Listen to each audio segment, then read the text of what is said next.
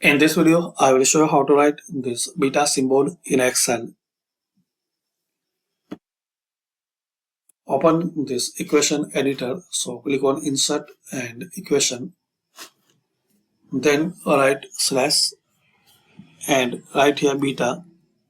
Then press spacebar one time. Click on Equation. Now slash and write beta. Press spacebar one time. So you can write this symbol slash beta and press space one time.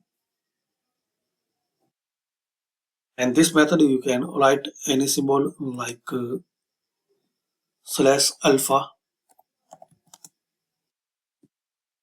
slash theta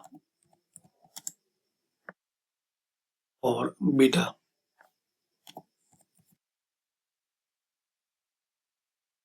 So easy way, open this insert tab, click on then equation and slash and write your desired symbol.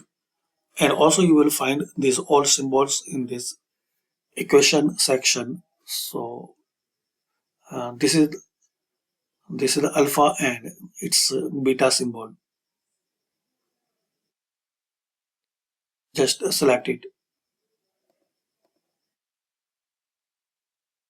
So thanks for watching. Comment this video useful for you.